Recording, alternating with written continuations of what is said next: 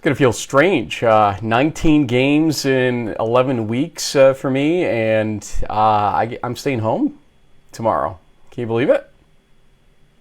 Wow. Well, I mean, apparently you have some kind of important show to direct and produce.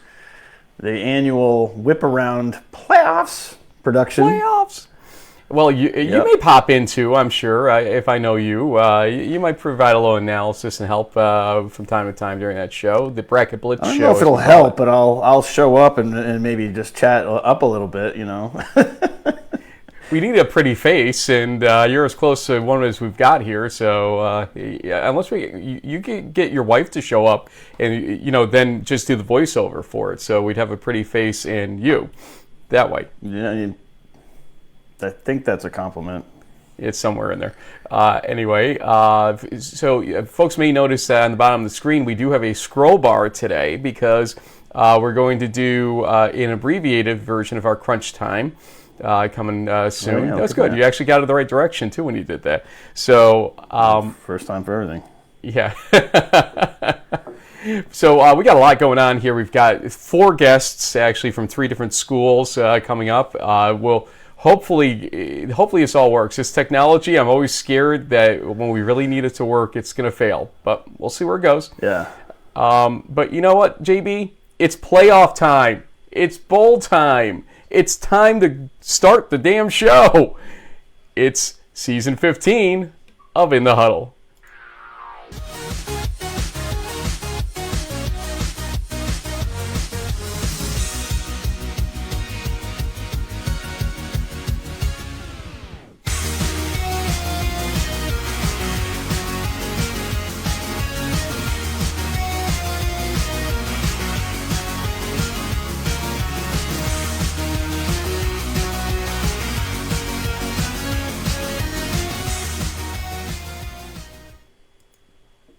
Thanks for sending me Todd Crawford's latest tweet during that intro, which says, "It's time to dust off the jacket you stole from RuPaul's closet. It's almost sparkle time." Yeah.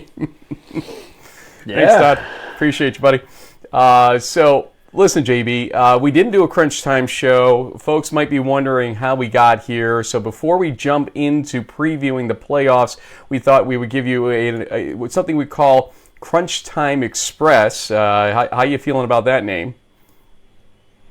It's not, well, I mean, originally I was going to write like, oh, we could call it CTE, and then I was like, oh, yeah, no. Don't do that. No. No. Yeah, thanks. Anyway, before we do that, though, because we didn't do an official Crunch Time show, give us your 30,000-foot view of what happened in Week 11 and beyond. Well, what happened in Week 11 is we saw, I think, 13 teams clinch Pool A automatic qualifiers via conference championship games. There was 9 that were winner-take-all, and it made Saturday super exciting. We had, the Pool C picks on Sunday night. We talked to JJ from the championship committee.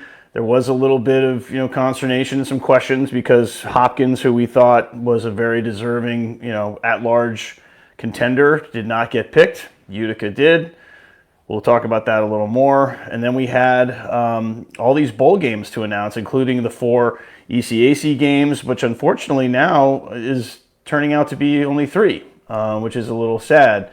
I mean, we know that there's this big snowstorm that's going to hit western New York and Buffalo, and the Bills are going to play their game out in Detroit, and there's some talk about thunderclaps. And my buddy Steve from Hobart, who is the producer for Jim Cantori, already had a picture on Facebook with the snow stick. It's already 2 feet and going up, but at the same time, I chatted with Coach DeWall from Hobart via text, and they're finding a way to get down to Pennsylvania and back. They're going to take a different route than they normally would.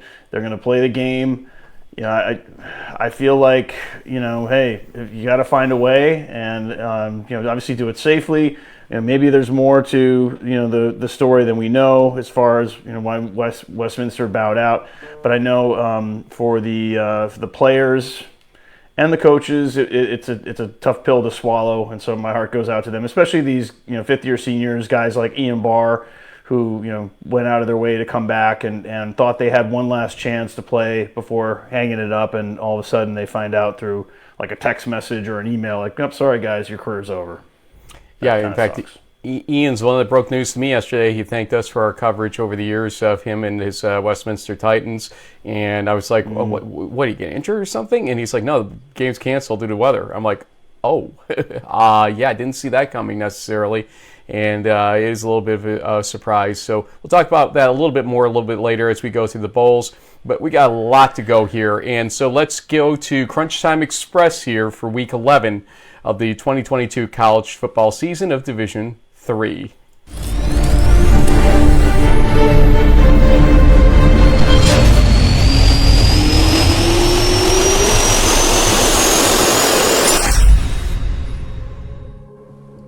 We'll start with MASCAC Championship, where Mass Dartmouth already had a lead when Mike Vincent gets an 18-yard touchdown pass from Dante Vilas-Santos to make it 32-14 in the third quarter.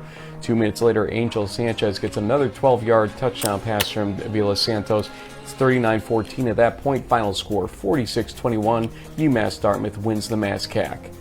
Let's go over to the CCC as Endicott faced Western New England, and Western New England was pretty good in this game. Almost took this one away as Danny Gisano gets a 4-yard touchdown run to make it 14-0 Western New England midway through the first quarter. Then in the second quarter, you can see the turnaround start as Javier Cosme Diaz gets a 12-yard touchdown pass from Clayton Merengue. It's 14-12 there. Final score ends up being 26-21 Endicott.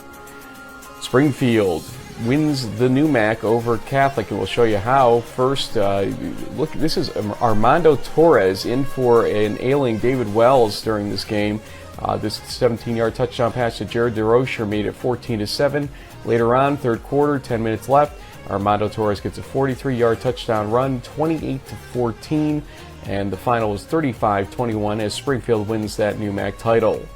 Coast Guard versus Merchant Marine in the Secretary's Cup game. Coast Guard had a big lead early on in this game, but it turned around in the fourth quarter. 5 minutes into it, it's Talson Smith getting a 37-yard touchdown pass from Jeremiah Wong. 34-30 was that score. Then 8 minutes later, Matthew Savard with a 1-yard touchdown run makes it 41-30 in favor of Merchant Marine, and the final score was 41-33 Mariners. Kings face Wilkes in the MAC, and we're going to show you a couple of Kings highlights here in the second quarter despite the final score. First off, Tyler Carey with an 87-yard kickoff return here for a touchdown. Made it 21-7. Wilkes had a nice lead going into that, but still, look at that play there. And then 3 minutes later, guess who? Tyler Carey again from 93 yards this time. Another kickoff return for a touchdown. 28-14 Wilkes at that point, but the final score was Wilkes winning 58-42, taking away Kings' hope for a Pool C bid. In the Centennial Conference, Susquehanna had a huge lead early. They had a 28-point first quarter, and here's part of it. Michael Lefevre with a 22-yard touchdown pass from Michael Roosh. This was 5 minutes into the game. 66-15 was the final score in favor of Susquehanna. In the Bronx, Ithaca versus Cortland, and we'll go to the fourth quarter as Julian DeMaga gets a 40-yard touchdown pass from A.J. Wingfield to make it 27-17 in favor of Ithaca, and then 3 minutes later, Jake Williams with a 43-yard touchdown run makes it 34-17, and that was your final score as Ithaca wins Corsica. On Friday night, Kane visited TCNJ, and here is Kyle Devaney. Hasn't played quarterback in his entire 5-year collegiate career, and here he is in backup role to Jason Carlock from 23 yards out, and then a minute later to Jason Carlock from 18 yards out to make it 17-7. Kane with that lead. They win it 17-10 over TCNJ. On Saturday night, it was the NJAC championship game as Christopher Newport visited Salisbury. Christopher Newport was up big early, but Joey Bilstein gets 5 touchdowns in this game. Here's the 5th one, a 4-yard run for a 36-33 lead. And then the defense secures things here as Caleb Brubaker gets the interception late to secure the 36-33 victory for Salisbury as they win the NJAC. In the ODAC, it was the game, as they call it, Randolph-Macon at Hampton-Sydney. Hampton-Sydney was looking to come back in this game as Jemediah Whitby gets a 56-yard touchdown pass from Tanner Bernard to tie things up at 14 apiece 3 minutes into the second quarter. Then in the third quarter, 5 minutes into it, Drew Campanelli finds David Wallace from 78 yards out, made it 24-14. Randolph-Macon at that point. Randolph-Macon wins 38-17. Maryville visited Belhaven in the USA South, and this was a big upset ultimately. With 4:21 left in the fourth quarter, Corey Russell gets a 20-yard touchdown pass from Bryson Rollins to make it 25-22 Maryville. That was the final score, taking away another Pool C opportunity, this time from Belhaven. Albion versus Alma in the MIAA Championship. Here's Alma's Cole Thomas 4 minutes into the fourth quarter, getting a 26-yard touchdown pass from Carter St. John, making it 34-24 Alma. Albion would get to 34-31 and would get the ball back, but Luke Lovell was intercepted by Gage Nelson, and that would do it. Alma wins the MIAA crown 34-31. Mount Union visited Baldwin Wallace, and you know what happened probably in this game. We'll go through it again. In the fourth quarter, 22 seconds left, Reese Waymer gets a 1-yard touchdown run. Baldwin Wallace has a 21-17 lead. Again, 22 seconds left. And here is the Hail Mary attempt. Plunk is going to look to throw. They've got 4 out there looking to throw. Downfield pass is going to be... Oh my God! It was off the head of a BW player and into the hands of Mount Union, and they win with no time left. Oh my goodness! Can you believe it? Mount Union wins 23-21 in unbelievable fashion. In the Monon Bell game, Wabash at DePauw, and DePauw had twin interception returns. Here's Jake Comers 2 minutes into the third quarter with a 54-yard touchdown off this interception return. And then 10 minutes later, Brevin Good gets a 75-yard touchdown from the interception return he had. It was 35-7 at that point, 49-14 final. DePauw wins. Concordia, Wisconsin visited Aurora in the NACC title game. 7 minutes into the second quarter, it was Cameron Moore with a 35-yard touchdown pass from Josh Swanson to make it 21-0. Final score, Aurora 42, Concordia 0. In the second stanza of Bethel versus St. John's for the MIAC title, it was pretty much all St. John's, and here's a big play as Cooper Yagi gets a 61-yard interception return for a touchdown, 21-10 in favor of St. John's. 28-10 was the final. In the SCIAC championship game, Claremont Mudd Scripps faced off against Pomona Pitzer, and here is some great special teams. 2 minutes into the fourth quarter, Pomona Pitzer gets a punt block and return 38 yards for a touchdown by Michael Ryan to make it 21-7 for the Sage Hens. 5 minutes left fourth quarter, Quentin Wimmer gets a 30-yard touchdown pass from Skylar Noble, 28-7 Pomona Pitzer. The final, though, was 28-14. And finally, Wisconsin-Platteville at Wisconsin-Lacrosse, and Platteville tried again here gallantly to try to win this game. Third quarter, 7 minutes left, Jimmy DeRocher gets a 34-yard touchdown pass from Michael Priami to make it 17-10 as Platteville was trying to come back at that point. Lacrosse leading, and they would extend the lead, though, 6 minutes later as Joey Sutzman would get a 4-yard touchdown run. That made it 24-10. Final score, 31-10, Lacrosse.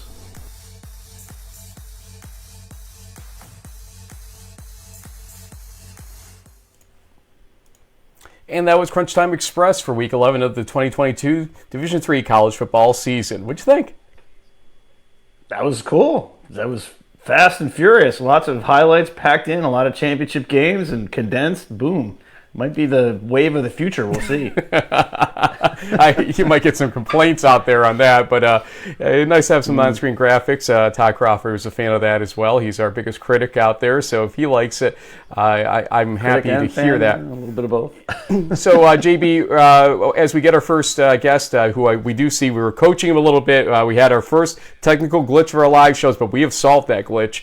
But in the meantime, let's talk about who won the conference championships across. Actually, you know what? Let's go and do your MVPs. I forgot we had these, actually. I'll let you talk about these.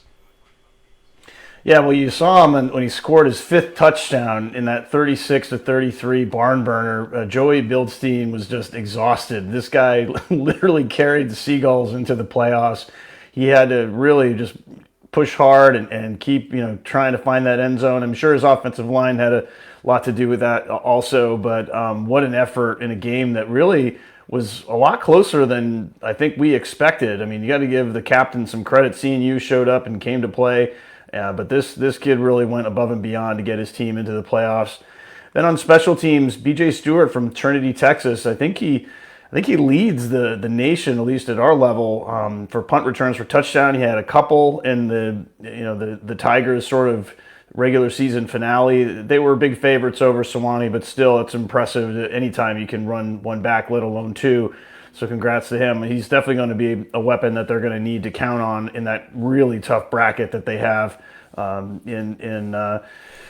guess, yeah, what's it called, the Trinity bracket, I suppose, because, and then finally for defense, D. Simplicis from Ithaca had a big game, some interceptions at the end of the half, kind of helped the Bombers really, get over there in the Cortica win, and they're going to need him to come up big as well because they have a very tough offense making their way down Interstate 90, the Mass Pike, turning into the New York State Thruway, heading towards Ithaca. And I think we might want to talk to these guys and sort of hear about what's going on. Hey, Dante Avila Santos, quarterback for UMass Dartmouth. You just heard about D. Simplicis, I believe is his name, of Ithaca, and his defensive job. He's got to be one you're going to be watching out for as you guys go out to Ithaca. How you doing, first off, and how's it feel to have made the playoffs this season? First off, thank you guys for having me, and thanks for all you guys do for D3 football, not only for New England but all around the country, man. You guys do a great job. But like you said, they got a lot of guys everywhere. They're not a top 10 team in the country for no reason. They got a great quarterback offensively, got a great offensive line. They got some great wideouts, and then defensively, you know what they're going to come with. They're going to come with their 3 strong down linemen. They're athletic for linebackers, and then their back four is solid. They're a top 10 team in the country for a reason, and surely we'll see this weekend why. But we're obviously coming in there to knock the Giants off the table, so it's really all that matters. Dante, tell us a little bit about this season, because I think a lot of folks may have written the Corsairs off after you guys kind of stumbled out of the gate, didn't quite have your best first step forward in your first game, but something changed along the way, and you guys have just kept getting better and better and better. Walk us through that progression. Yeah, man, I think it just first starts with the team buy-in. When we got that reality check, week 2. We knew the season wasn't going to be easy. We were going to have to show up every day, practice, lift, no matter what the task was, we knew we had to show up and give 100% effort every day. And, when we took that loss, it really stung for the rest of the season because, who knows if we end up winning that game, we might have a better seeding or however that works, but yeah, I just think as far as this team, the camaraderie that we've built over the past 7, 8, 9 weeks has just been outstanding, and it's just been a pleasure to be a part of this team. The Anna Maria loss was really where the whole terminology of 60 minutes of damn football came from after we did our predictions that next time, and I was like, I know you have the ability basically, but you got to play a full game. Tell me if that was spot on and what you've done to ensure that you are playing 60 minutes of damn football this season. Yeah, man, it was funny when I saw that clip. I started to laugh because I saw JB had written us off, and I was like, JB, man, wait till the game's over. Frank's not wrong. We just got to play 60 minutes of damn football. Excuse my language, lol. But it was just the reality check. Like I said, just understanding that we're gonna have to come out and give it our all every week. There's no team that's just gonna hand it to us. There's no team that's just gonna be like, here's the MassCAC. You know what I mean? So it was just understanding that every day we had to be bought in way more than the day before. We had to progressively get better day in and day out. And no matter the outcome on Saturdays, as long as we're doing every, minimal task that we can as a group, then every result should take care of itself. Now, Dante, I know that your team is comprised mostly of guys from like Rhode Island and Massachusetts. I imagine there might be some people like, well, have they even played in New York? Do they know what upstate New York weather is all about? But I also don't realize that, well, I think a lot of people don't realize is that most of you guys growing up have played games on Thanksgiving, pretty late. It's a big high school thing here here up there in New England. I'm down here in Florida where it's a little bit warmer. But Yeah, tell us a little bit about the, that sort of Massachusetts, Rhode Island high school late game in the year. You guys are used to playing in the cold, right? It's not going to be a big deal. Yeah, no, I mean, it comes down to, New England being Patriot fans. I'm an Arizona Cardinals fans. I'm gonna just put that out there.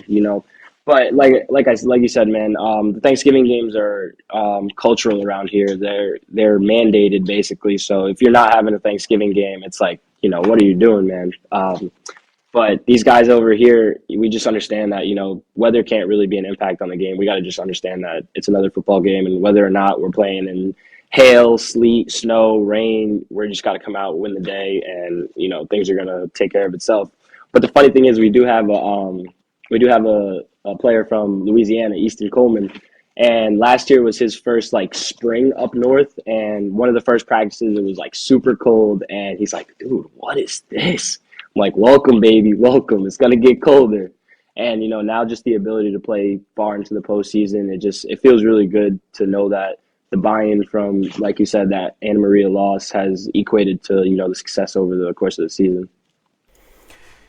So the bracket really came out interesting for your part of it, your pod, let's call it, of 4 teams. And I mean, correct me if I'm wrong, and we'll probably pop it up on the screen as we talk about it, but if you guys were able to win, we'd have a New England battle in round 2, because the winner of Springfield Endicott faces off against the winner of Ithaca UMass Dartmouth.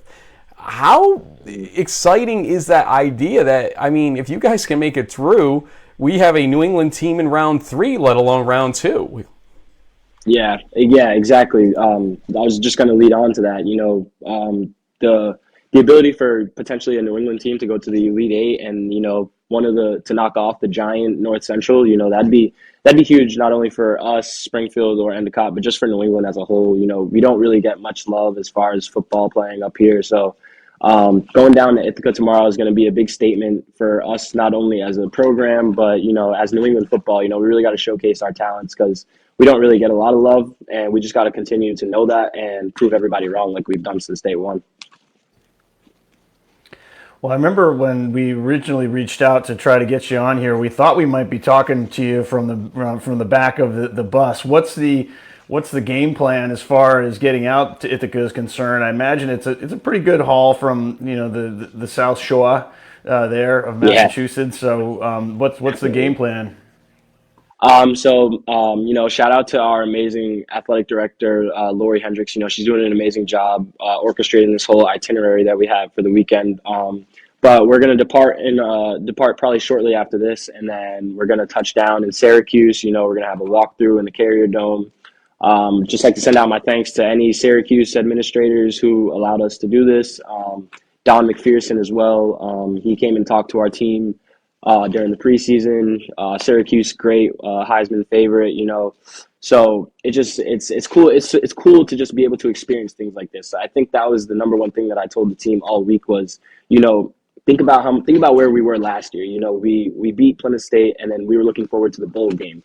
And the opportunity, the key word of the week for us was opportunity, because we had an opportunity to play in the postseason last year, but was it as meaningful as it means right now? So it's just taking advantage of the opportunity this weekend. For people that are prepping up to play bowl games, give them kind of an indication out there of what they do mean, though, because obviously you learn a lot from those types of situations, do you not? Yeah, no, exactly. You kind of just learn how to figure out the postseason kind of kinks and what postseason ball is really about. It's obviously throughout the season, it's the most minimal mistakes, team wins. But when it gets, to bowl game time and playoff time, it's literally 0 mistakes. We have a 12% rule that we try to follow, and we're gonna have it at 0 tomorrow. So we're just gonna do our thing. And for the other teams that are in bowl games this weekend, congrats, man. think about how many other teams don't have the opportunity to, play postseason and get this opportunity that, not many people have. JB, before I let you do the final stanza that we all know and love in our player guest shows, I want to say one thing. You and I, JB, don't have favorite teams per se. Obviously, we're Union and Hobart guys. We can't hide that necessarily. But we end up having favorite players along the way, people that really, I guess, impress us or entertain us, or a combination therein along the way.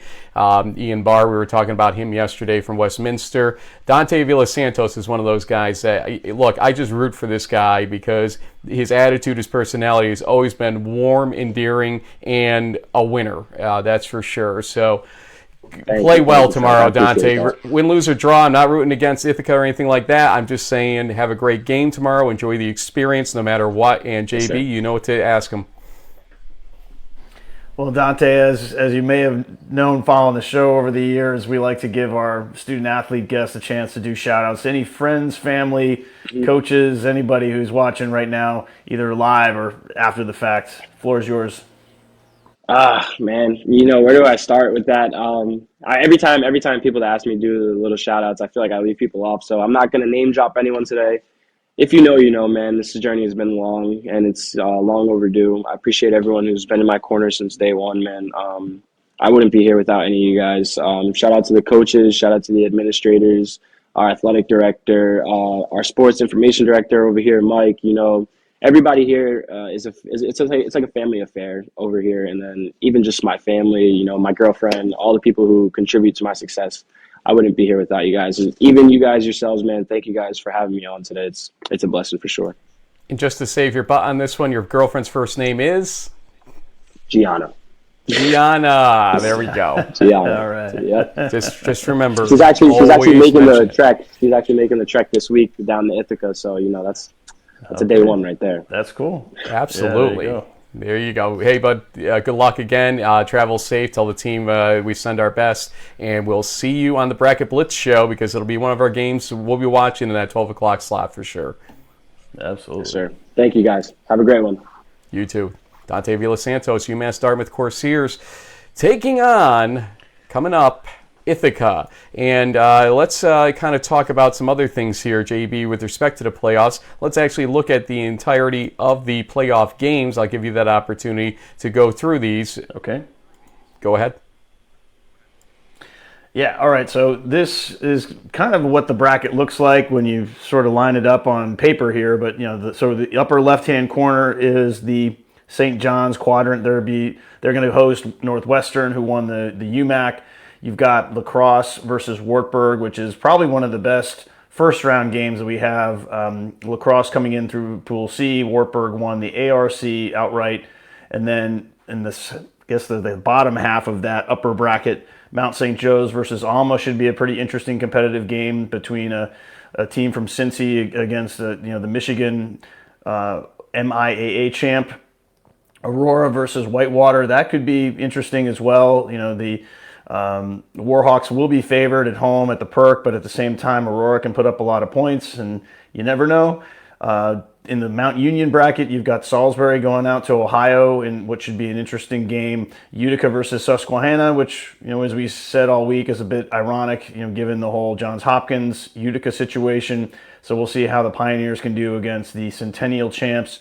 Cortland State is going to Randolph-Macon in Virginia. Gallaudet travels to Delaware Valley in the bottom part of that Mount Union bracket.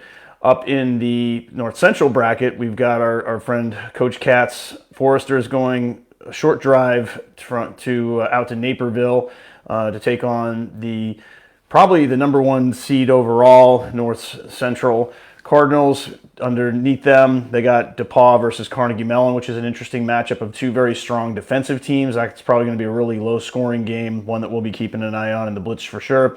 And then, as Frank alluded to earlier, we have a couple of these sort of New England games going on. You've got Springfield versus Endicott and Beverly, and you got UMass Dartmouth heading up to upstate New York to play the Bombers of Ithaca in the bottom part of that upper North Central bracket. Now the final, last certainly but not least, we have kind of what you could maybe call the Southern and or the travel bracket, right? Because you have Hardin-Simmons going to take on Trinity, Texas in San Antonio. Huntingdon is going to probably have to hop a flight from Alabama to get to Belton to play Mary Hardin-Baylor. You've got Bethel versus Wheaton, which is a pretty close, Minnesota to Illinois run there. So at least that's a bus ride. And then speaking of flights, Pomona-Pitzer is going to have to fly up from Southern California to get up to Oregon to take on Linfield in probably the last game of our blitz, just because of the 3-hour time change. I know pretty much all of these games are kicking off at sort of noon or 1 o'clock local time. So yeah, the Linfield one will definitely be probably the last game that kicks off on the day. Okay, and while you're on a roll here, I'm going to let you talk about all the bowl games. We have all of them represented in our slides here. So start with the ECACs, newly updated.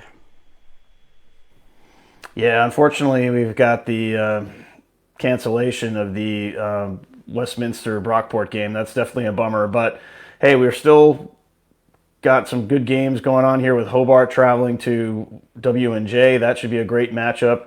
We've got Morrisville and RPI at the ECAV for some upstate New York bragging rights in the Whitelaw Bowl.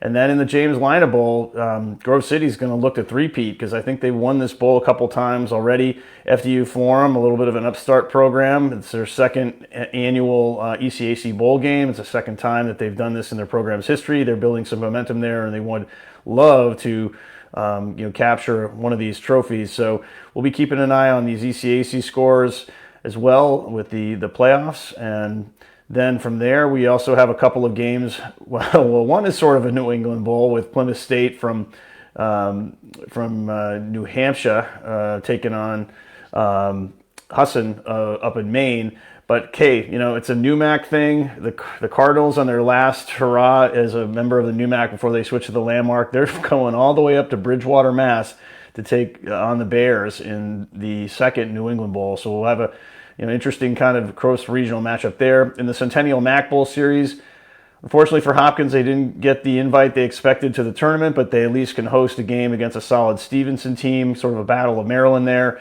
Your Sinus, which has done really well, takes on Kings, which had a great 8-2 season. And then Muhlenberg will be taking on Lebval and the final, sort of the third place rung there. The Neptune Bowl, hey, the Apprentice School, Bridgewater, Virginia. Bridgewater was a Pool C team with potential. I think they finished 9-1, probably a favorite in that. But hey, it's great to see more bowl games out there. This one from the Mid-Atlantic. And then out in the Midwest, we've got the second annual Culver's Isthmus Bowl between River Falls and Wash U. And then for the first time ever, we have the Cousins Subs Lakefront Bowl between Concordia from the NACC and Monmouth from the Midwest Conference. A couple of 8-2 teams.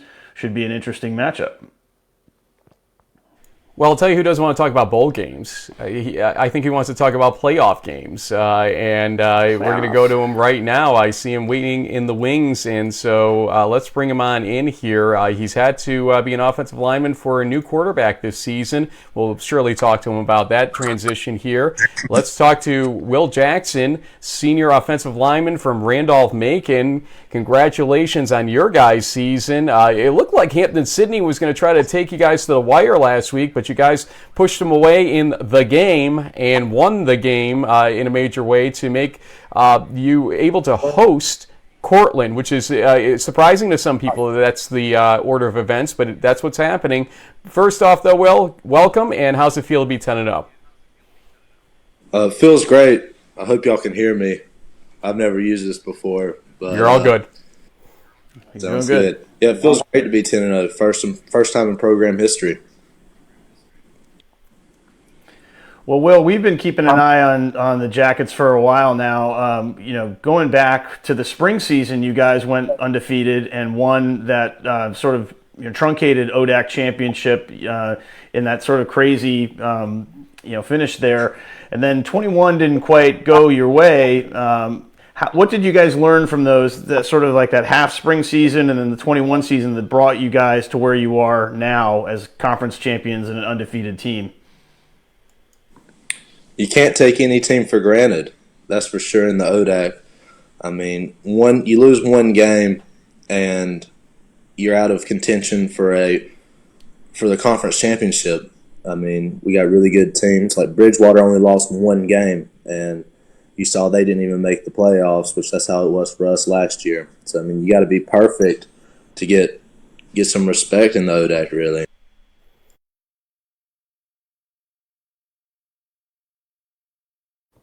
think you're on mute, Frank. Yeah, I am too, but we may have lost him actually.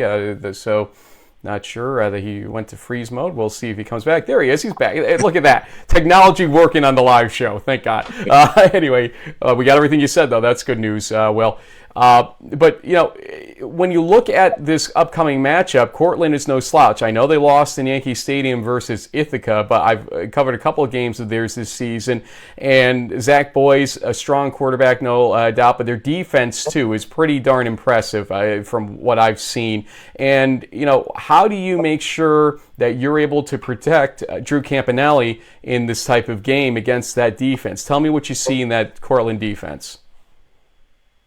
Well, one thing I've seen, or all of us have seen, is they're going to have a great motor on the defensive line, and they're going to get after you. You can't get lazy, can't get complacent. I mean, from start to finish, they're going to be coming at you full speed, and they're not going to give up. So you got to bring your best every play, 6 seconds at a time.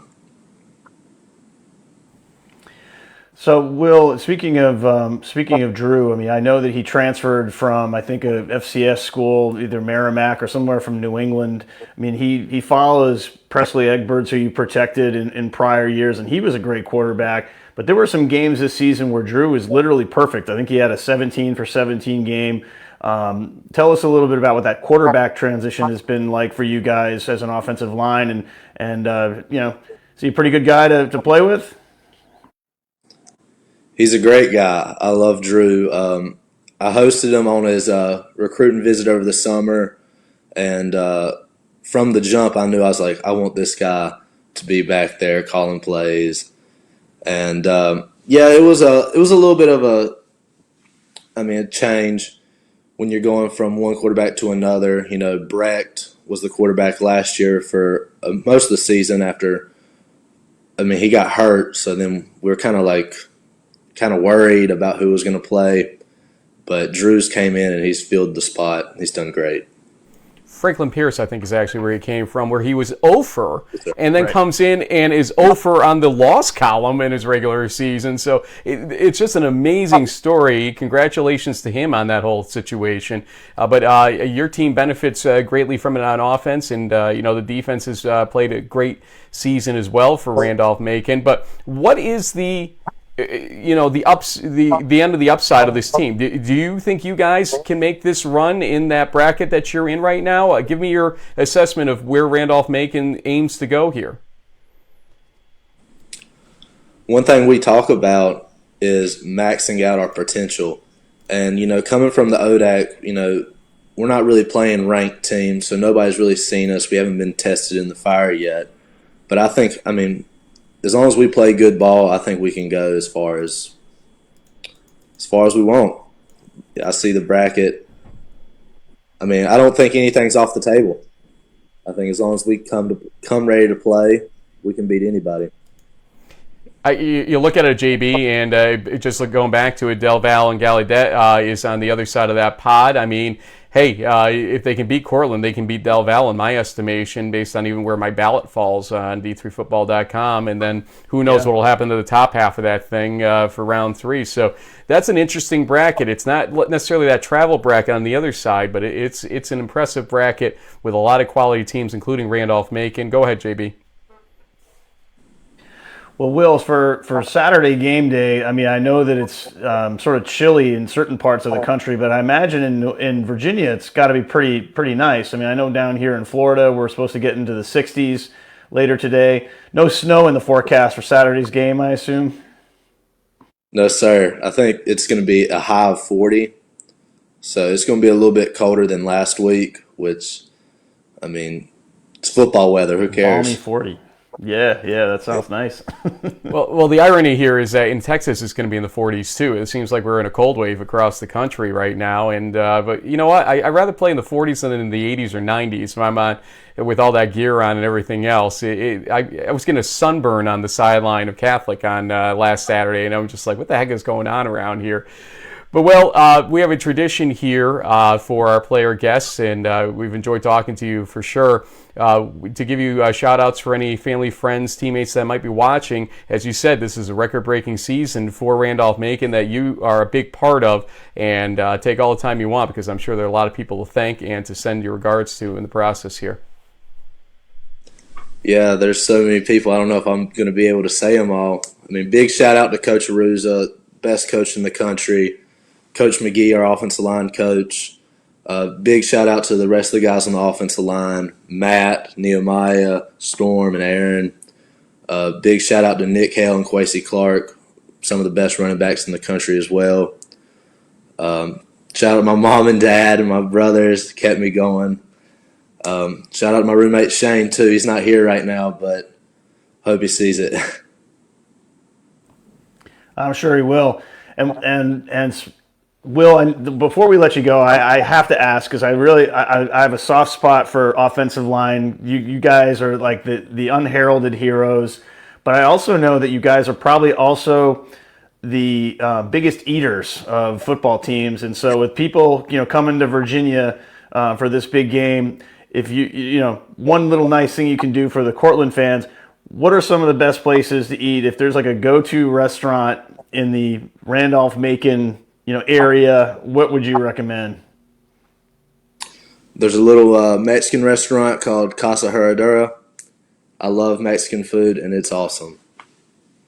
They see you coming in, they're like, okay, get the tortilla chops, get the tortilla chips made in an instant. We got him coming in. Yeah. I was looking at your numbers earlier. What are you, 6'4", 275 on the roster? I mean, is that accurate? Ooh. I like to think it's pretty accurate. I've lost a couple pounds, so try to get back up Sounds there. like he needs to go to the Mexican place for lunch. Yes, sir. I found a couple pounds you lost, unfortunately, this season, I think, with all my travels. But, Will, been a pleasure. Send Coach Aruza our best, and thanks for getting you on today. He had a big role in that. And so good luck tomorrow. This is going to be a really big game, one, again, that we'll be watching our Bracket Blitz show for sure. And who knows where the limitations are for you guys. If you get through Cortland, this could be very interesting in Yellow Jackets country out there. So good luck to you. Absolutely. For sure. Thank you. Thank you for having me. Will Jackson, offensive lineman. Gotta love talking to the linemen, man. They always know about the food. They always know the food and the places to eat. So absolutely. Now we know. So JB, we got some more stuff here to talk about, and for those that did lose track a little bit, there was a nice little graphic that was put together out there. Was this a Reddit special, Reddit CFP special, or who put this one out? I think it was either a Reddit special or it might have been D3 Playbook, which is a great website if you wanted to subscribe to. You just enter your email; it's free. You get daily updates from them about what's going on in Division III. But yeah, this you can see, these are the 27 conference champions, starting off with, you have Wartburg, you've got Mary Hardin Baylor, Susquehanna, Endicott, you got North Central, Cortland in the Empire 8, you got Aurora in the NACC, DePauw. You got, hey, let's give a little quick shout out to Spencer Fetter, my neighbor here in Winter Park, Florida. He and the Bantams are finishing the season 9-0. They're definitely going to finish undefeated. There's only going to be one team in this field, one other team anyway, that'll finish the season undefeated. And not all of these teams on here are undefeated. But congratulations to my hometown Hotford Bantams on their first ever 9-0 NESCAC championship. NEWMAC, we got Springfield, Salisbury, out in the Northwest, obviously Linfield, and then ECFC is Gallaudet. There was a great story on the cover of ESPN.com about them, so definitely check that out if you haven't seen it yet. They're definitely much more than a school for the deaf and hard of hearing. It's a great program, and we're really excited for them, and they're getting back to the playoffs for the first time in 9 years. The Heartland, we've got, that's Mount St. Joseph's. And Ithaca, Del Val, Mascac. We've got the Corsairs, as we just talked to Dante Vill Santos earlier. Alma, Lake Forest. We got St. John's. We got the Randolph-Macon Yellow Jackets there. Black helmets, but they got to have the gold in there as well. You got the Raiders, who man, they won their title in the most craziest fashions. Go back to the Crunch Time Express to see that play. It was pretty wild. Carnegie Mellon from the Presidents. We got Trinity from the SAA out in Los Angeles, Southern California. We got Pomona Pitzer, UMac Northwestern, the USA South. That's Huntington, and then finally, last but not least, the Warhawks of Whitewater, and then Pool C teams, La Crosse, Bethel, Wheaton, Hardin-Simmons, and Utica. I'm pretty sure that's the order in which they were picked. There's no way we can really prove that, but this kind of old JB intuition there. I just enjoyed the way that you pulled all those out of your backside to get all those correct. Ultimately, you had a shaky moment for a second there, but you nailed all of them. So you have been paying attention this season. Well, the thing that threw me off is that when I think of Mount St. Joe's, they have that that blue and gold like lion mascot and logo, and when I saw the white helmet, I was like, wait a minute. Because I think of them as sort of more like a blue-gold combo, not the white helmet, but hey, I made it. Also, we were hoping that several people made their nominations to the Ghilardi Trophy. They were due on Wednesday, and a winner will be announced a month later on the 16th, which is Stag Bowl Friday. So, it's the Player of the Year in Division III. Is it the Heisman of Division III? It's something darn close to that idea. It's supposed to include some level of community service and off-the-field activities in the classroom too, but over the last few years, they've definitely gone more toward on the field than off the field and used that kind of more as a delineator or tiebreaker along the way. But John Ghilardi obviously passed away a number of years ago now, and this is still in honor of him now posthumously after he was alive for the first good number of years that it was awarded when he was St. John's coach. So there is that. I have an idea here as we were waiting for our next guest to join us. So we're going to go and do our lightning predictions right now because I know you have a hard stop coming up around 10:15, and so do I today. And so if you notice, on top, JB leads by 10 games. So yeah, don't be wise up there. I nobody likes a wise guy, dude. I just got lucky. It's just one of those things.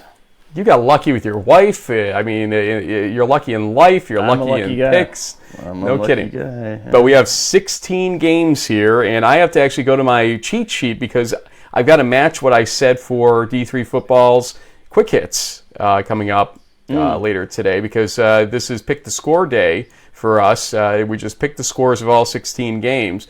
So let's see what happens, folks. Don't leave us after we're done with this because we have 2 more guests coming up on the show, so you don't want to miss that fact. But JB, I'm going to let you start today. How did Pat do last week, by the way, compared to us? I never asked you. I think he picked a lot of the same games that we did. I mean, we had some where we differed, but for the most part, we all 3 of us whiffed on Corsica. I think we also might have whiffed on Albion. We thought they were going to beat Alma. We did not get that one right. But I think for the most part, we were on par. I think we also thought Claremont Mud Scripps was going to win the SCIAC. They did not. So for the most part, we were in step with everything. We were correct on a lot of stuff, but we were also missed on a few things too. Okay, here we go. We'll start with Northwestern versus St. John's. We're just going to go around the brackets here and give a little bit of analysis, not too much here, because the clock will be starting at 12 minutes once you start talking. Yeah, well, the Johnnies will be big home favorites in this one. The MIAC is just too strong, in my opinion, so I'll take the home team, probably like a 49-7 kind of big blowout type of situation, unfortunately, for our Northwestern friends. St. John's 52, Northwestern 10 is my assessment on that one. We'll go to UW La Crosse versus Wartburg, the way too early bowl, I'll call this, because this should not be a first-round game. UW La Crosse, though, I think has found a groove, and I think they're going to stay on that groove for now. They will beat Wartburg 30-21. Yeah, I think it might be a lower scoring, more defensive game, but I will take the Eagles like 21-17. Mount St. Joe's versus Alma. This is kind of a toss-up to me, Frank, but I'll go with the Scots just because they're at home. Their coach wears a kilt. I think that's pretty awesome. The MIAA has been a pretty exciting league this year with a lot of good out-of-conference wins and otherwise. So, great Scots for the win, 35-21. I actually did make it basically a 50-50 coin toss when I did this. Alma wins 21-20 in my assessment on this one. Aurora versus UW Whitewater. I will say that Whitewater has a definite edge in this game. Aurora won 42-0 versus Concordia, Wisconsin. So UW Whitewater will avenge Wisconsin by winning 37-6. Your turn. Wow, I think it'll be a little closer than that. But yeah, the Warhawks probably pull away late, win 24-10. Just laughing. Our guests followed my direction and changed their seats for us. I love it. The control we have on this show, it's amazing. Salisbury versus Mount Union. Go ahead. Well, speaking of the Gagliardi Trophy, I think the Raiders have at least two candidates. Ruby and Plunk could be Gagliardi finalists, in my opinion. And so I think Plunk will have a big game. I'll take the Raiders 42-24. See, this is one of those situations where why didn't Gallaudet get paired against Mount Union here? I mean, I think it's within 500 miles. It would have been more appropriate in terms of the balance of the bracket. Why is Salisbury going in a first-round game to Mount Union? That's just kind of mind-numbing to me. Mount Union wins this 35-7. The irony game of games, Utica versus Susquehanna. I'm going to give the nod in a defensive battle to Michael Roosh and Company of Susquehanna, 17-13 to avenge Johns Hopkins' omission. Go ahead. Yeah, I think the Riverhawks are a pretty strong team, and they could go deep. Theoretically, I suppose. I'll take them 35-21. You do realize who they play if they get through this game, right? Yes, and I think they have a chance to beat that team.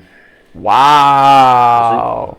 Randolph Macon, sorry about forgetting the hyphen there, folks. I just noticed it myself. Hosting Cortland State. And you start. Man, after talking to Will and sort of reading up a little more about RMC, I'm tempted to pick the home team, but I mean, Cortland's just had such an explosive offense. Oof. I guess I'm technically a de facto upstate New York guy by background, so I'll stick with those roots. I think Cortland State has just a little bit extra drive there after the Cortica loss. They'll win 35-31. It's going to be a close one. I think you took up half the clock on that one alone. Cortland wins this game 24-17. I think they bounce back well from the Cortica loss. We have this time Gallaudet versus Del Val. And Del Val, I think, has this early and often. Louis Barrios will get a running and a passing touchdown, or several passing touchdowns in this game. 37-7 Del Val. Yeah, I'll take the Aggies also, probably by a wide margin, 35-14. The Jim Catanzaro Bowl, Lake Forest versus North Central. Go.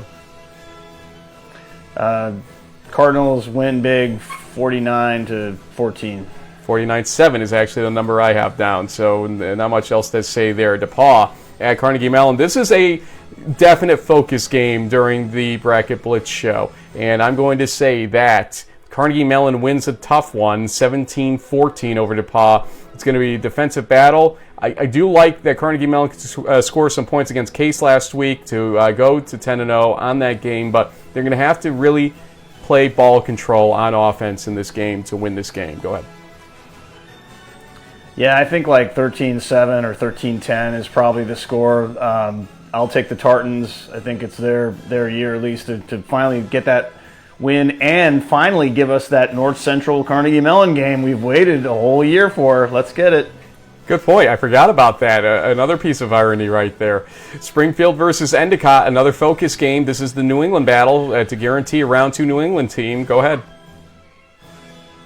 Yeah, I just think the Gulls have just looked pretty impressive, even though they got off to a shaky start in that Western New England game. I think at home they can control the ball, and even though Springfield brings a lot of offense, I'll take the Gulls' defense to have a good game and win this one 21-10. Endicott, I have winning this one 24-20, but I would not be shocked if Springfield were able to beat them. I will be honest here. I think Springfield showed something last week in that Catholic game that I didn't know they had in them this season. Let's go to previous guest, UMass Dartmouth versus Ithaca, and Dante Villasantos and company will put up a fight in this game. I think in the first half it's going to be close, actually. And Ithaca will pull away at the end. 30-17, Ithaca wins this game. Yeah, I think the Bombers at home, that natural grass up on the hill and the swirling winds and all this kind of thing, I think they'll pull it together and win this one 24-14. Okay, Trinity, guys, sit up, smile. Here we go, because we're going to put your faces on the screen while we talk about Hardin-Simmons versus Trinity. You're looking good. Don't worry, Caleb. I think JB starts here. So you got to look these guys in the face and pick their game. Is Hardin-Simmons going to beat Trinity, JB? Come on. No way. And Hardin-Simmons hates my guts for lots of reasons. I'm just going to add more fuel to the fire. I think guys like Caleb are going to get it done on defense. Tucker is going to get it done on offense. And the Tigers will advance to the next round by a 30-21 kind of score. Should be no secret, anybody that read the playoff surprises, disappointments, etc., that I'm picking Trinity to win this game 28-24 because that's the score of every big game of the season, let's face it. We'll have those guys on in a moment to talk with us about that game. Huntingdon versus UMHB. You win this game, you get to play the winner of this game. I mean, this is just crazy to me what's going on in this bracket, but hey, let's just go with it. Mary Hardin-Baylor does win this game. It's going to be cold in Belton, Texas, that's for sure. I hope that San Antonio is a little bit warmer for those guys down there playing Hardin-Simmons. But Mary Hardin-Baylor hosting Huntingdon in about 40-degree temperatures will win the game 34-17 over Huntingdon. Yeah, I like that. I'll say like 35-17. But yeah, I think the Crew is going to flip a switch. Kyle King and company are ready to make another run. We're doing well with this clock for once in our lives. Bethel versus Wheaton. Go ahead. This is a tough call, but I'll take the home team in this. I think both of these teams are battle tested. Either one of these teams could win this game. I don't really know the status of Rosti, which is the biggest question mark, but I'll take the Thunder. Hey, why don't we say 17-16? They know what that score feels like. So I think the Thunder in a close one. We learned the term last week, pain management. That's what Rosti's facing right now. And it's not just me on a message board we declared with Pat Coleman. It's a problem. It's a definitive problem right now for Bethel. You could see he was getting tossed around in that St. John's game last week, and I think that was a big part of the problem for Bethel. They're lucky to be here. Wheaton wins this game 27-20. A team that Trinity beat early in the season, by the way, Wheaton, and makes it still with 2 losses. Should tell you what they thought about Trinity to get Wheaton through with 2 losses, which is rare, as everybody knows. Linfield and Pomona Pitzer is our last game. I will start and say it's Linfield all day, every day, 44-7 over the Sage Hens. Yeah, Linfield, the way they are, they may try to break 50 or 60 in this game, but I'll say that they kind of call the dogs off in the second half and save them for the next week, so they'll win 42-10. Okay, we agree on every single game.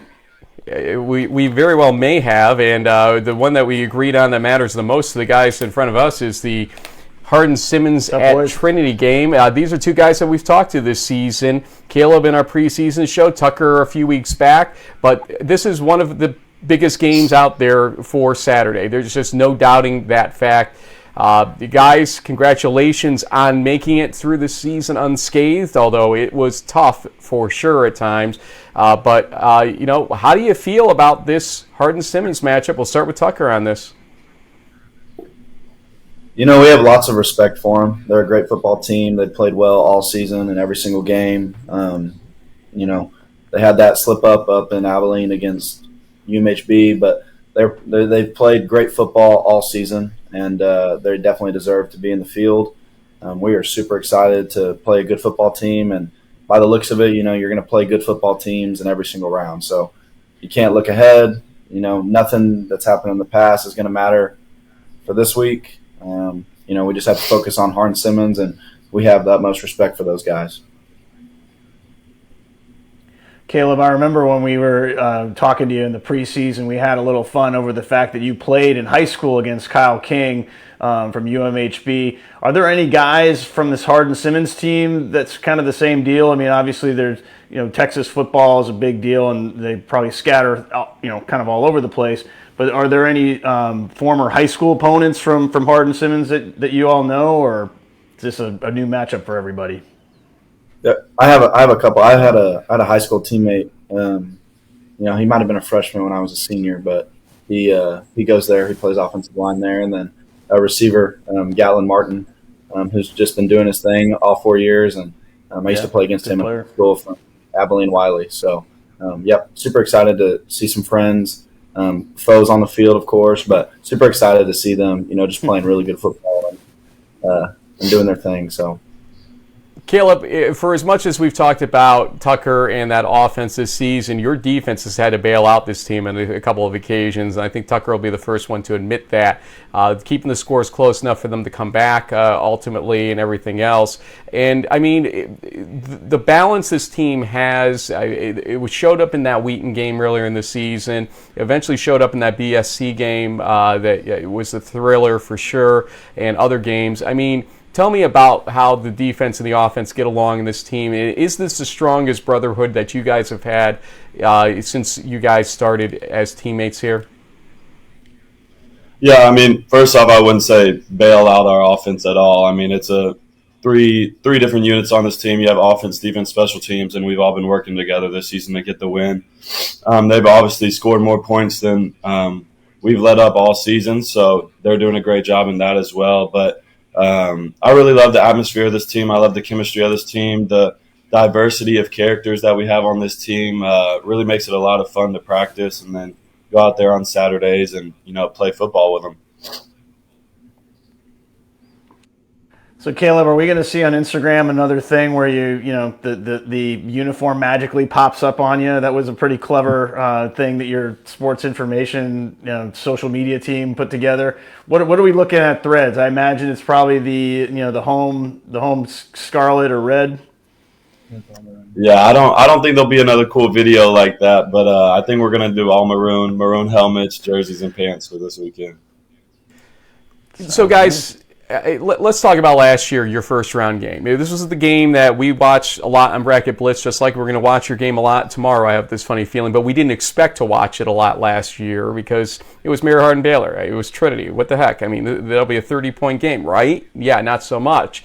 And, that was kind of the start of everybody wondering, well, wait a minute, is this team for real? But you still lost that game.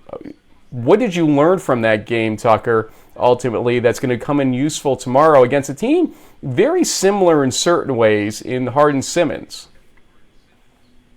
Yep, it's just that the level of, first off, we played a great team in UMHB last year. We had our chances, of course, but, they capitalized on some different things that we failed to capitalize, and they played a great football game. We gained a lot of experience from that game. We didn't lose many people.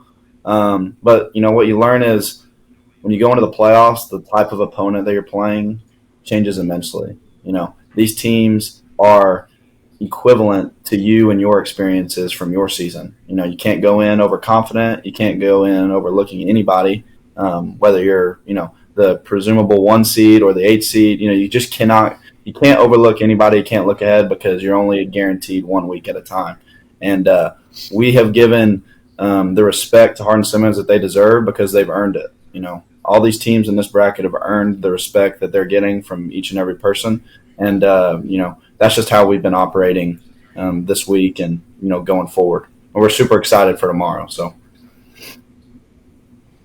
And I think Frank alluded to it earlier, but going back a few weeks, I mean, that comeback win that you all had against Birmingham Southern, that must really be something that you can lean on. I mean, there's going to be times on Saturday where adversity is going to present itself. Does that sort of past experience of what you guys did against BSC sort of in the back of your mind, like, hey, you know what? No matter what happens, we still got a chance until the clock says 0? Yeah, I think we've had a lot of different games this year that we can, grasp onto during this next game. The Wheaton game going into overtime, the BSC game being really close, and then a few weeks ago being down at the beginning of the game and having to come back against that. So I think there's a lot of experience that we've had this year that might not necessarily seem good at the time, but a lot of that experience and that feelings during that moment and coming back from those different situations is something that we'll definitely be able to grasp onto and, find confidence in this game tomorrow.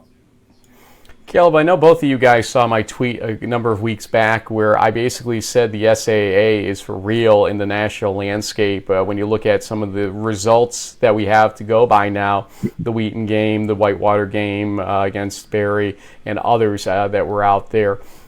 Did this conference get better this season from what you can tell on the defensive side of the ball especially? What's your assessment of that conference right now, the SAA? Going into every single conference game, they deserve respect. I mean, to us, there has never been a cakewalk in this conference. Going back, Coach Urban, before every game, we talk about the history we have with opponents, and there is a lot of history with all these opponents. A couple of them are pretty new, given that we joined the conference only a couple of years ago. But, this year is a little bit different than last year in the fact that we got everybody's best shot in the conference because, we won the conference last year, just as the year before that when Berry won the conference. Berry's going to get everybody's best shot. We're going to give Berry our best shot, So this year I think we were looking at teams that were super motivated to play us. We weren't going to sneak up on anybody. We talked about that all off season. We weren't going to be the Trinity that is, supposed to go 8-2 or 7-3. Everybody's looking to beat us, and if they beat us, man, that's going to make or break those guys' seasons. So we played a lot of good defenses this year. We played a lot of good defensive schemes. Kudos to those defensive coordinators and head coaches. We really did have a testing conference schedule, and we took it 1 week at a time, and super proud of our guys for getting through that. And Caleb, on the offenses that you've seen, I'm going to assume that you thought the same of them. Yes, sir. I mean, like Tucker said, teams are giving us our best shot. We had everything to lose. The schemes that they had, the different people, I felt like they had gotten a lot better and just, played with a lot more intensity and a lot more heart and, really just wanted to beat us. And like Tucker said, that's not really something we saw last year as kind of the underdog in a lot of those big games. Huge props to this conference, huge props to every team in it. They're all great, really great teams. Got some unfinished business, actually, JB, if you don't mind me jumping in for a second here. A couple things. Last time Tucker was on, we had talked about Trenton Duper, and it got a lot of attention in terms of the discussion there. And just to give an update, I actually talked to him a little bit yesterday. He told me he got rescanned a couple weeks ago, the center quarterback who's facing cancer and beating it well here. He got rescanned a couple weeks ago. Results were amazing. The tumor shrunk down to about 2 to 3 centimeters from what it was 9 centimeters. Plans to finish chemotherapy regimen, then get radiation to that area to end things. So Trenton, keep fighting. That's amazing, amazing, amazing, and praise God for that one for sure. Now on the other side of the ledger, Caleb, Who's the better Horn, Tucker or Raider Horn? Ooh, that's a tough one. I'm gonna say Tucker just because he's with me right now, and I don't want him to get too upset. But I mean, they're both just really great guys. I've loved getting to know Tucker, just playing football against him, and then just recently this past year, getting to know Raider a lot, getting to hang out a lot with him, and they're just really great guys. Love to have fun, love the game of football, and I mean, what more can you ask out of two guys like that? Tucker, has Raider forgiven me for what happened on the last show with the photo we showed? He we have this thing in my family that everybody comments on his mustache every single time anybody sees him, and he was just like, no way that he did that on Twitter. No way, no way. He wasn't mad. He was just like in disbelief. And after you said that, like he has recognized more situations in which people are just randomly commenting on his mustache. And he's like, I can't just walk around and be a normal guy. He has this whole persona sitting on top of his upper lip, and which is super funny. But the kid's awesome. His mustache is average, but he's doing good. I would call it mid, but that's okay. It is what it is. Okay, guys. JB's going to give you the final stanza here, and I think you know what's coming from your last appearances on the show. Yeah, guys, as usual, you know the drill. Shout outs to any friends, family, teammates, whoever might be watching. Floor is yours, Tucker and Caleb.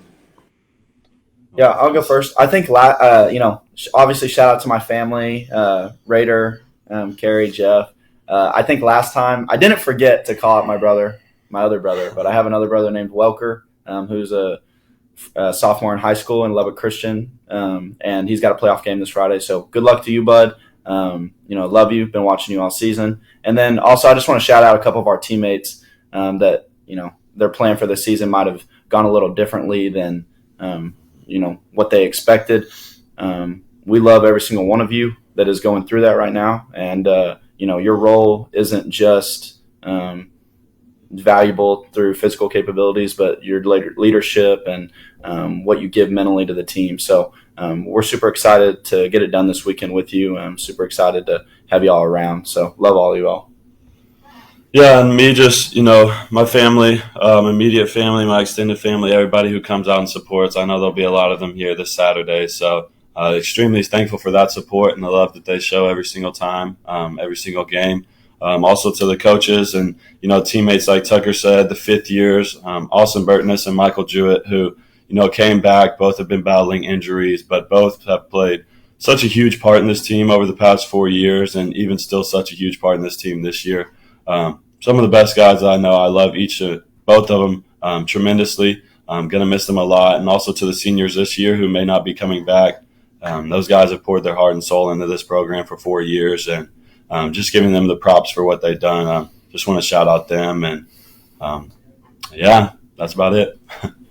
I'm just going back to Tucker, Raider, and Welker. I mean, were there Patriots fans somewhere in your family, or where did that come from? So my parents are from Lubbock, Texas, the home of the Texas Tech Red Raiders. Wes Welker was a receiver there in the 2000s. He was a Raider, yeah.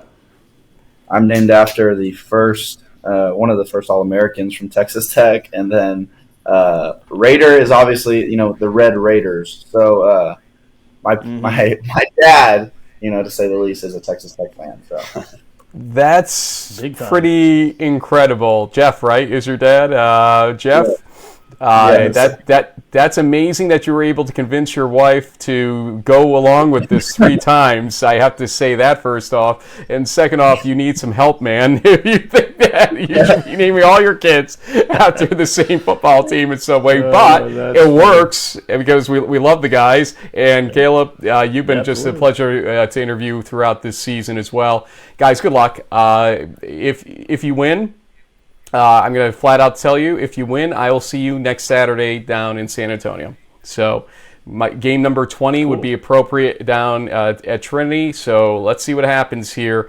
Hardin Simmons is going to bring it, so they may have a lot to say about that happening. Good luck to you this weekend. Yeah. Thank you. Good luck, guys. Tucker Horn, Caleb Carmel. Yeah. Well, I mean, going back to the bracket, Frank, I mean, even though we know there's no seeding supposedly, I mean, the Tigers have to be excited. They control their destiny. If they win this game, they'll host next week. If they win that game, they're likely going to host the winner of, well, the way we predicted it, Wheaton versus Linfield game. So they have a chance to hold home court all the way till basically, the semifinals. So it's a great opportunity for them. If they keep going 1-0, anything's possible for this team.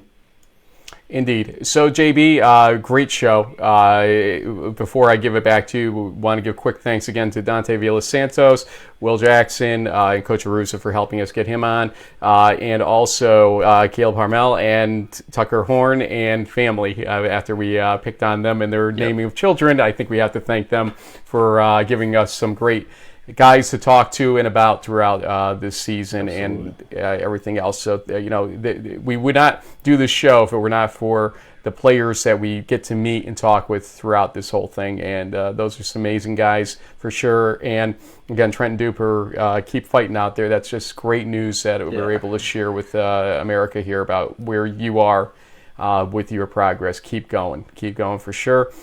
What to watch for besides the Bracket Blitz show? How do you think this Bracket Blitz show shapes up? What are we going to be focusing on? Or if people really want to watch the games themselves, what will they be focusing on at noon o'clock Eastern? Okay, Frank. Noon Eastern and 1 o'clock Eastern time. Yeah, I mean, realistically, there's always going to be, at least half of the 16 or so first-round matchups can be pretty lopsided.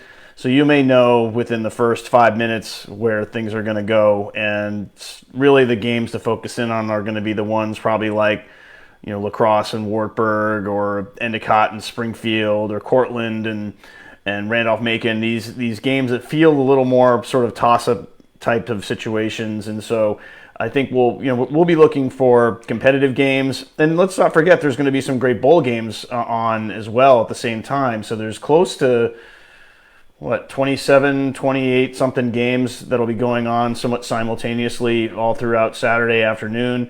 So yeah, we'll just do our best to sort of dink and find the compelling matchups, and so yeah, give us and D3Football.com a follow and tune in, and we'll try to get you to the best action and keep you posted, so you don't have to waste your time trying to figure out which one of these 20 something games should I choose.